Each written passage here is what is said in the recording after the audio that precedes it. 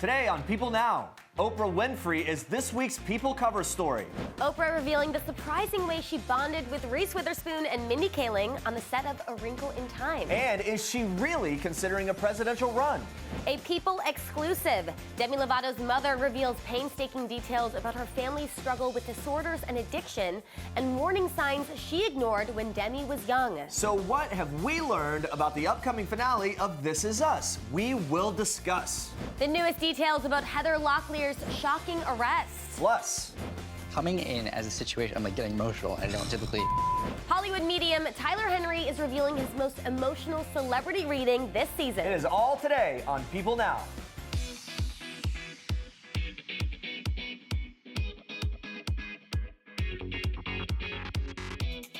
Happy Wednesday, everyone. Welcome to People Now. Great to see you. Can you believe the Oscars, they are already this weekend? It's kind of sneaking up on us here. Jimmy Kimmel, of course, hosting the award show once again, and he's opening up about last year's performance and that very infamous envelopegate, the debacle that went down, made history. But before we get to all that, we want to know what you are most looking forward to watching this year at the Oscars. It's our question of the day. You can tweet us at People using the hashtag PeopleNow. We would love to hear from you. And we are continuing our countdown to daylight savings time. Get ready. We are now only 11 days away from that extra hour of sunshine. Yep, we're obsessed, as we said, and we're continuing to count it down until March 11th. Get those clocks ready. We can't wait for more sunshine.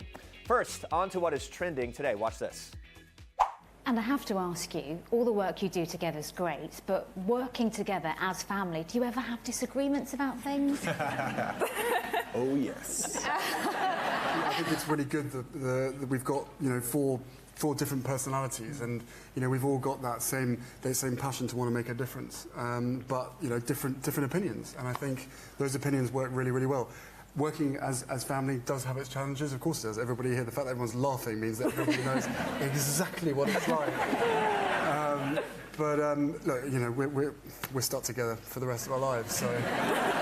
I'm not kidding. I love seeing them in that kind of environment. Just call them the Fab Four: Prince William, Princess Kate, Prince Harry, and Meghan Markle stepping out in London today, joining forces for their first official engagement together. They attended the first annual Royal Foundation Forum. It's an event which showcased the programs run by the Royal Foundation to support areas like mental health awareness, the armed forces, wildlife, and young people. During the event, the royals and one royal-to-be, can't forget about Meghan, they all appeared on stage together for a conversation about the foundation's various programs and their hopes for the future.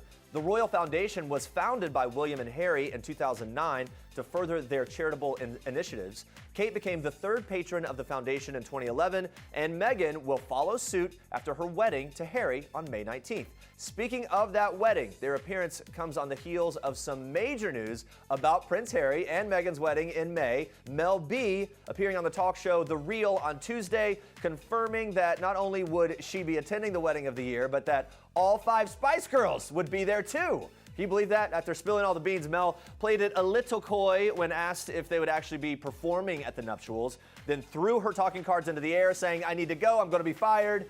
So we're thinking all signs point to a yes on that performance, which is incredibly epic. Guys, this week's People cover story is the one, the only, Oprah Winfrey. Oprah is an open book, talking about her weight, a potential run for president, and her favorite moments on the set of her new movie, A Wrinkle in Time. Oprah says working on this movie was one of the best experiences of her entire career, and that is high praise, of course, coming from Oprah. She also reveals that her co-stars Reese Witherspoon and Mindy Kaling taught her a lot, like how to properly enjoy a little jam sesh. Oprah says that she's someone who really enjoys some peace and quiet, loves to spend time alone with her thoughts. But she got on set, and the very first day, Reese Witherspoon, as she calls her DJ Witherspoon, was already cranking loud blues music. Oprah says, quote, "I'm not going to be the one who says, I really don't want to hear nothing, so I just said whatever you want to do. And I just opened myself up to the experience. We listened to everything from Sam Cooke to the Beatles to Carly Simon. I learned to be part of the fun. Reese and Mindy talked nonstop. They could talk about everything. These girls know everything going on in the culture. Of course, not many people can force Oprah Winfrey to do anything, so those girls should be very proud of themselves. Good stuff. Stick around. We have even more from Oprah herself. She is talking weight struggles and whether or not she's really going to run for president. That's coming up a little later. Guys, Heather Locklear's friends are hoping her recent arrest will be the wake-up call that she needs. The 56-year-old actress was arrested Sunday on suspicion of felony domestic battery, as well as 3 counts of battery on a police officer.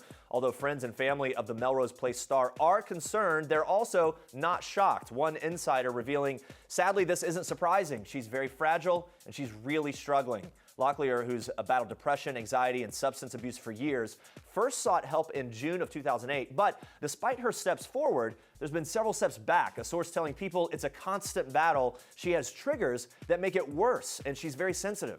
Locklear's family and friends are hoping that the recent events will help get her life back on track. One saying, quote, nobody can do this for her. She has to want to get help, and she is the sweetest, most generous girl, the most loving sister, friend, daughter, and mom. People are trying to help her. We really want that girl back. Locklear is due in court March 13th after posting $20,000 bail. You can say it on People.com as more details on this story develop. Country music star Craig Morgan is opening up his home for a new reality series, Morgan Family Strong. The show comes a little over a year since the tragic death of his son, Jerry Greer. In July 2016, Jerry drowned after a terrible boating accident. The family's opening up exclusively to People about Jerry and how he came to be in their lives. And we took Jerry as a foster child. I was on the road when she took And, but I knew, I knew he was mine. Oh yeah, she said it from day one. I knew it, and we went through a lot. It was a long, drawn out deal. It was meant to be. And so, yeah, after, more than the time allowed for the state, we finally got it done, and he was ours. Yeah, he still is. On paper. We always prayed that we would get to keep them, and that we got to have him for 19 years was just more than we deserved. He was more than we deserved. Wow, really heartbreaking. Morgan has only recently gotten back into music after the tragic death of his son. The singer telling People how this tragedy has influenced his songwriting. I stopped for a while. I didn't have anything to do. It made it tough to sing certain songs. At some point, you just start trying to write again. When we lost Jerry, I didn't go to the guitar. I went to the shop, In the church. In the church, my faith. Music is obviously very, very important in my life, but it's not who I am. It doesn't dictate me.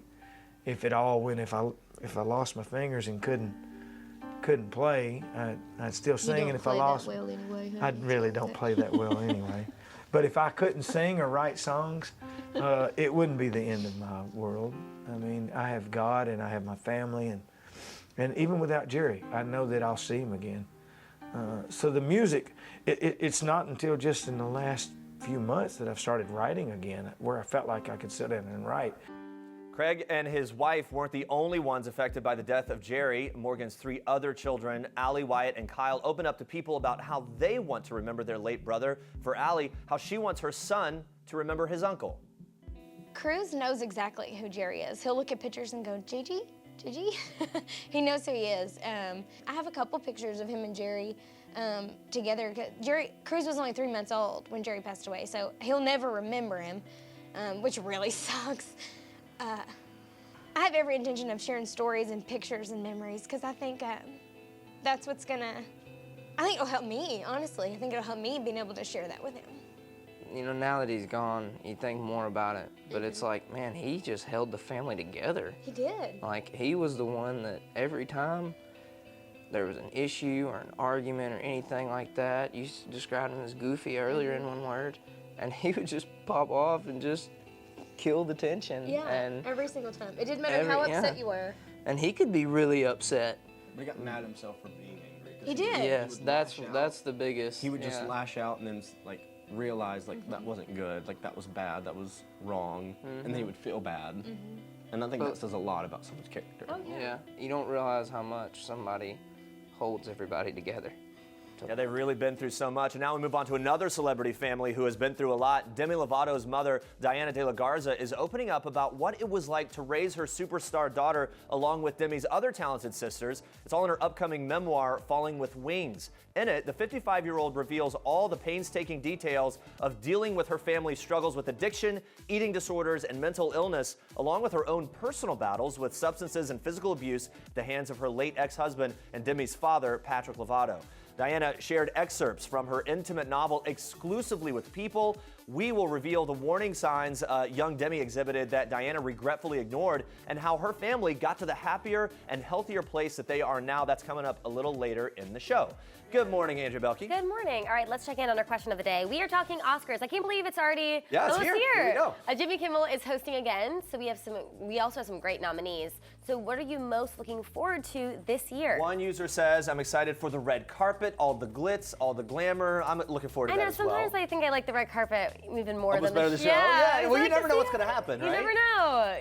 All right, now we have even more some things that are trending today on Twitter. One of the big things, Dick's Sporting Goods has announced that the retail company is going to stop selling assault-style firearms. They won't sell guns to anyone under 21 years old. So this is just developing here. Here's one of the tweets. Dick's Sporting Goods says it will end the sale of assault-style firearms, no longer selling guns to anyone under 21. So they're making the declaration there. We're seeing it on Twitter, and it's trending. People are picking it up a lot. That's one piece of this gun debate that has really taken hold for a lot of people. So when obviously, regardless of legislation, retailers like that have the option to make those types of changes. Well, a lot of it's happening on Twitter. You'll see that people are dropping their ties with the NRA, and actually, and it's crazy that now you can follow along on social media and see where it's going. But definitely, progress is being made. I saw some people tweeting, the people that are supporting moves in this direction, tweeting to say, "Hey, move your business to Dick's to help support this decision." So they keep it. And, so the power of social media in this debate is really incredible and unique this time around. So we'll keep trending along with that, and we'd love to hear more from you. Keep your comments coming in. We'll check in with you again very soon. But first, Andrea Boehlke, more in Star Treks. Yes, Jeremy. So the cast of ABC's Scandal are apparently just as lost as we are in today's edition of Star Trek. So watch this. And you have no idea how it ends. No, we're shooting the second to last episode and no idea. Even that's changing while we're shooting. Yeah, no, really. No spoilers here, sadly. The cast of Scandal appear on The Ellen Show today to talk all things Scandal ahead of the show's return on Thursday. They don't even know how it ends. When Ellen, or at least that's what they're saying. When Ellen pressed them on whether they're learning anything from the table reads, Kerry Washington said that just when they think they know where a script is leading the story, Shonda Rhimes is sure to pull the rug out from under them. This show has broken a lot of barriers, and Shonda should be proud of herself. Y'all should be proud of yourselves for being a part of a very inclusive show that has shown characters on television that have not been seen before. Well, Ellen brought the rest of the cast on the show to praise them, especially Shonda Rhimes, for the diversity featured on Scandal. Now, Ellen was proud to see an African-American woman lead the show and a storyline that featured a gay vice president and a female president as well. She also took the time to grill them about what they're stealing from the set. Katie Lowe's has her eye on Olivia Pope's enviable shoe and bag collection, and Darby Stanchfield wants to steal the brass knuckles that her character Abby has on her desk. Ellen didn't stop there when it came to grilling the cast. Take a look at this. Take a step forward if you've ever had sex in your dressing room or trailer. Oh, goodness. Wow. Yeah, I like it. I'm the only one.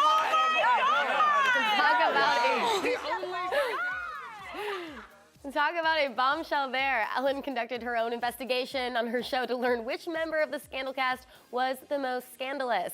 Despite Guillermo Diaz's shocking admission, Scott Foley ended up winning, or I guess losing, the game. The final nail in his coffin was admitting he's lied on a talk show before. Hope it wasn't to Ellen. Never lie to Ellen, okay? Speaking of talk shows, he is back at it. Funny man Jimmy Kimmel is the host of the 90th Annual Academy Awards airing this Sunday. But People caught up with the late-night host ahead of Hollywood's biggest night to reflect on what it's like taking on showbiz's hardest gig. So fun fact, Kimmel was actually invited back to host this year's Oscars the day after he hosted last year's. I mean, the fact that they had such confidence in him and asked him so quickly made it a no-brainer for him to say yes. Now, I'm sure the Academy was probably very confident because of how he handled envelopegate. Yes, who could forget the moment when Warren Beatty lady and Faye Dunaway accidentally announced La La Land as the Best Picture winner by mistake last year. We can't forget it. The shocking incident has gone down in Academy Awards history, and Jimmy Kimmel had to be the one to help clean the unprecedented situation up. Maybe cracked a few jokes to settle things down in the room, including hilariously blaming Steve Harvey for the mix-up, which is always an easy thing to do. He finally cleared the stage when Denzel Washington gave him the, quote, signal to let the rightful winners from Moonlight make their speech. And while Jimmy says envelopegate, quote, totally came out of the blue and became something I will probably be asked about for the rest of my life, he admits that returning home to his infant son, Billy, who's already undergone major surgeries, keeps things in perspective. He even jokes that his kids couldn't care less about daddy's flashy gig, and once he's done hosting, he says this, quote, within 12 hours, I will be wiping poop off my son's butt. Hopefully, I will have had time to change out of my tux. Gotta love that dad life realness. Gotta love it. Those are your Star Treks for today. All right, guys, stick around. Oprah Winfrey opening up about social media and the one thing that could make her run for president. Plus, we are heading to Vegas, breaking down last night's This Is Us. Get those poker chips ready, people. Stick around for that. This is Jennifer Lawrence in People. This is Jennifer photobombing Taylor Swift and Sarah Jessica Parker and Liam Hemsworth, proving that while we all love the fashion of the red carpet, it's people who steal the show. People. The details make the story. All right, guys, Oprah Winfrey is this week's People cover story, and she's opening up to People exclusively about her past, present, and future. Yeah, including her Golden Globe speech that made headlines back in January. So here's one of the highlights from that speech. Oprah said, quote, what I know for sure is that speaking your truth is the most powerful tool we all have. And I know with a lot of people watching this speech, I was tearing up. It made a lot of waves on social media. Very honest moment. And now Oprah is revealing why the Golden Globe stage was the perfect place to share her Me Too movement message to the world. I do not feel that 140 characters or even 280 characters is the place to express your passionate beliefs and concerns. So I don't. And I know that there are some people who have a problem with that. They're like, where are you, Oprah? We haven't heard from you about the blah, blah, blah, blah. I just don't feel that's the place to do it. So, and I also feel that if you actually want to be heard, don't talk so much. You know, wait until you have something meaningful to say and a platform in which people can hear you and then say exactly what you want to say.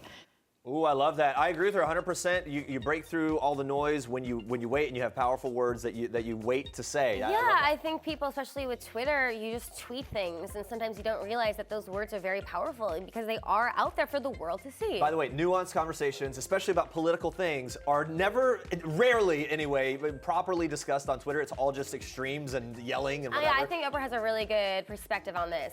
Well, after that speech, all anyone could talk about was, could Oprah run for president? I mean, with such a powerful speech, crazier things have happened, Jeremy. They have. Oprah is setting the record straight, sharing her thoughts on that whole debate. I pay attention when you have that many people saying something, because I had enough people, wealthy white men, billionaires, calling me up saying, I can get you $1 billion, I can run your campaign, I can do the. So I thought, well, that means something. I don't know if it means I'm supposed to run. And I actually went into prayer about it. Like, God, if you think I'm supposed to run, you got to tell me. And it has to be so clear that not even I could miss it. And I haven't gotten that. So you're saying there's a chance. I think a lot of people are wishing that this will come true. Yeah, I'm not. I think Oprah's very powerful outside of politics. Like, her ability to use her platform as it is and weigh in, I like her there, and I think she likes her there. By the way, she could get her own $1 billion. It's just, that's true. That's true. It is interesting, though, thinking of all these people that called her right after that speech. I know, yeah. Switching gears, Oprah has famously struggled to stay at a healthy weight, and she's been very open about that struggle to all of us. Yeah, but she says she's feeling good and has been doing great lately in terms of her weight. She's even setting health goals for the future. I'm holding at the 42 pounds, and that, when I went to see my doctor said, this is the first time I've seen you in 6 years where you hadn't gained weight. So whatever you're doing, keep doing it. I now have set a goal for myself that I've remained the same for almost 18 months straight, which is something I've never been able to do. As I said yesterday, I am usually every Christmas up 8 to 12 pounds. So to be able to gain nothing during Christmas and watch people eat cronuts in front of me and me still manage the points, I consider that a victory. So I consider it a victory for someone who has been an emotional eater and struggled with up and down weight loss my whole life to have maintained the same weight. I love a lot of things about Oprah, but I love that she's so real, and also someone like Oprah struggles with weight issues. Yeah, and she's been honest about it. Really helps a lot of people, and along the way has given us some great memey things like I love bread. Yeah, when Oprah said that she loves bread and she eats bread all the time, that was a big moment. All right, guys, we've been telling you about Demi Lovato's mother, Dianna De La Garza. Yeah, she's giving people an exclusive excerpt of her upcoming memoir, Falling with Wings, and it is a must-read. Definitely is. Dianna reveals that she escaped an abusive marriage with Demi's birth father, Patrick, saying, quote, starting over as a single mother was hard, but I finally felt free. Yeah, and she remarried in 1995, and after she remarried, her daughter Demi's career started to take off. Now, she was a natural performer, so Dianna enrolled her and her sister Dallas in pageants and talent shows, which led to this breakout moment for Demi on the famous Purple Dinosaur show. Maybe you remember this? I always cross at the corner when I walk across the street. Yes, Demi landed her first TV role on Barney at 9 years old alongside a very young Selena Gomez. After her Barney days, she went back to public school for 6th grade, and things unfortunately took a turn for the worse. Yeah, Demi was getting bullied and being called fat. Now, Diana's oldest daughter, Dallas, even informed her that Demi was visiting sites about anorexia and bulimia. Unfortunately, Dianna didn't heed the warning signs, admitting, quote, sometimes we so desperately want to believe the best about our children, we ignore the obvious. But Demi continued on her path to stardom, striking it big, obviously, in 2007 with Camp Rock. This is real, this is me, I'm exactly where I'm supposed to be now. So a lot was going really well for her, but demons were still haunting the young performer. So years later, Dianna found an old diary where Demi wrote, nobody loves a fat rock star. Guess I'll have to starve myself so people will like me. Wow, by 16, Demi was getting into alcohol and drugs, breaking curfew, but Dianna said curbing that behavior was tricky. She says, how do you tell your child no when she's the one who's paying the bills? Yeah, well, things hit a critical point in 2010. Demi's older sister, Dallas, quietly checked herself into treatment for her own addiction, and Demi made headlines for punching a backup dancer in the face. Now, she was later diagnosed with bipolar disorder. While Dianna and her husband, Eddie, begged Demi to get help, Dianna reveals that she was battling her own issues and eventually checked herself into rehab in April 2011 for her own battle with Xanax, anorexia, depression, and PTSD. Yeah, so unfortunately, you see this is running through the family. Now, Demi finally got clean after a newly sober Dianna gave her the ultimatum that she couldn't be around her little sister Madison if she continued to use. Now, Demi has now been sober for over 5 years, which I think is incredible. Yeah, today the family's doing much better. Diana's oldest daughter, Dallas, is an acting coach. Her youngest, Madison, is in high school. And Demi, as we all know, is now an advocate for mental illness and body positivity and is currently touring with DJ Khaled. You love that. The family is still doing well, continues to manage their mental health in therapy. If you want to pick up Falling with Wings, the memoir, it's available for pre-order at places like Amazon, Barnes & Noble, and Target right now. It'll be released on March 6th. Yeah, I think it's really great. Also, nice to see this insight to their family. That Demi is so successful, but she really had this struggle, and I think it's great that now she's been sober for 5 years. I can't wait to read it and see what else is revealed in that. Yeah. And guys, we are diving into This Is Us spoiler territory here, so if you don't want to be spoiled, walk away. What do you want them to do, Andrea? Get out of here and come back and grab some coffee. Yes, grab some coffee. All right, here we go. Watch this. Good, you? I'm doing well. All right, good to see you. You know what? Looks celebrating this guy. Yeah, we're all here. When Kate sent out the guest list, I followed you on Insta. Your hair is always different, and I am obsessed. Girls, I've got party gifts. Look at these guys. Modern day Rat Pack. I'm not ready.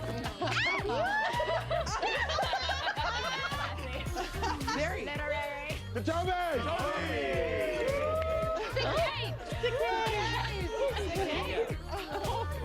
Straight for the ball. Okay, straight for the ball.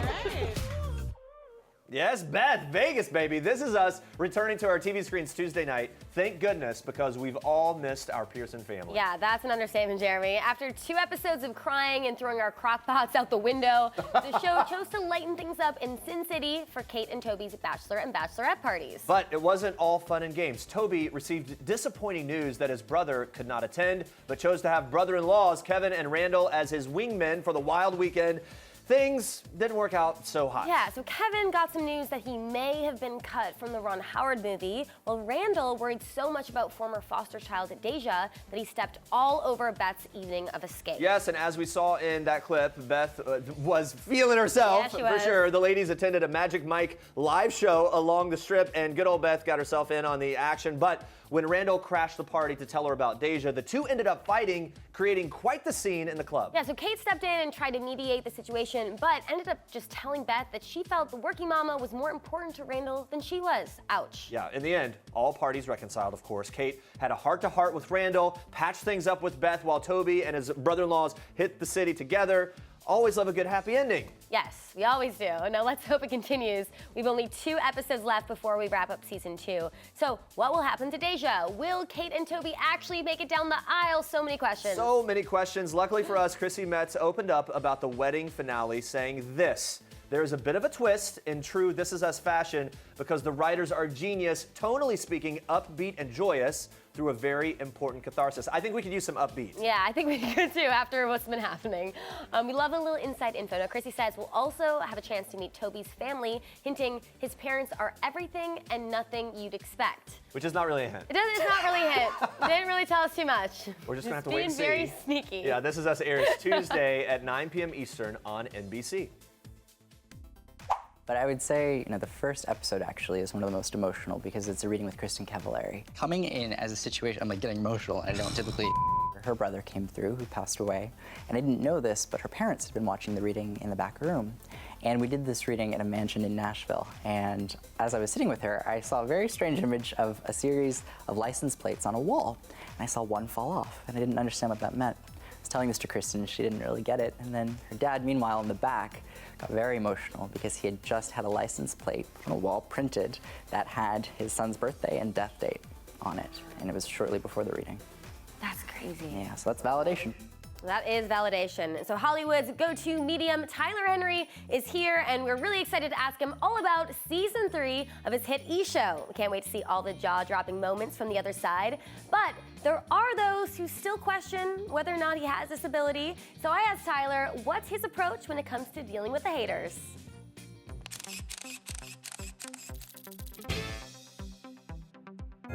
I think it's really a lot of misunderstanding. I think for me, my goal is really to redefine what people think of when they think of mediums. And I think I'm very unique. I think for years and decades, hundreds of years, people have had an idea of what a medium is. And with that comes a skepticism. My goal is really to provide the validation and show people that there is something more. And I understand that it's not for everybody. And I think for those who have the first-hand experience, they see that it's legitimate. There's no way that they could be smoke and mirrors. It's a really legitimate thing, and people really feel that and resonate that. And I think that's why it's done so well. With all the work that you've done, what is your overall thoughts on the afterlife? I've done over 1,000 readings, so I've had a lot of experiences, but I don't claim to know entirely what the other side's like. I don't have that answer. I think it's a beautiful thing in that it's kind of like explaining math to a cockroach. It's like we as human beings just don't have the capacity, I feel, to completely understand the entirety of the universe. What I have noticed is patterns and commonalities from over 1,000 readings. And those commonalities tend to be that everyone comes through with an understanding of lessons. They come through as a continuation of consciousness. And they really realize that they're a lot bigger than the beliefs they held in life. And that as a soul, we're so much more than what we define ourselves by. Are you a believer? I don't know. It was interesting to talk to him, though. Whenever I see stars on his show reacting so emotionally and like they do seem really taken aback. Like it makes me think, but then I always have part of me that's like, well, they could have researched that star. I think, look, if I got a reading and it was accurate, then I would probably believe, but it's just hard to believe something that you don't, you're always gonna be skeptical of that. Okay, we'll arrange a reading, Tyler. I know, come back and give us a reading so we can all be believers. Check in on our question of the day one last time. The Oscars this weekend, and we wanna know, what are you most looking forward to? Yeah, Jenny says, I'm looking forward to seeing Jimmy Kimmel the most. Hashtag People Now. Hashtag People Now. What are you looking forward to? I'm wondering who's going to win this Best Picture. I was talking with friends last night. I think maybe Get Out or Three Billboards, but I kind of want Get Out to win. So I think I'd be very happy about that. Conventional wisdom, I believe, is Shape of Water, but a lot of people think Shape of Water and Three Billboards could split the vote, and then Get Out becomes a sort of like I feel like Get Out is the underdog. I think it should win. I don't think it's going to win. It would be really great and really fun and just fantastic moment if it would win. And I hope so. Fingers crossed. All right, we're going to be asking you a new question of the day tomorrow on People Now. Come back at 8:30 a.m. Eastern right here. And coming up tomorrow, ice dancing brother-sister duo Maya and Alex Shibutani are here talking all about their Winter Games run in Pyeongchang. Plus, Duck Dynasty's Missy and Mia Robertson are opening up about their new youth fiction series, Princess in Camo. Yes, thank you so much for watching. For now, we leave you with one last thing from Patricia Clarkson. Enjoy. Bye, guys. Hi, this is Patricia Clarkson. One last thing. The last song stuck in my head is Voice at the End of the Line. And now all I want is a voice at the end of the line. The last time I was starstruck was at Christian Siriano's fashion show, Leslie Jones. Summer Olympics! The Olympics, yeah. Yes, baby! The last meal I cooked was toast.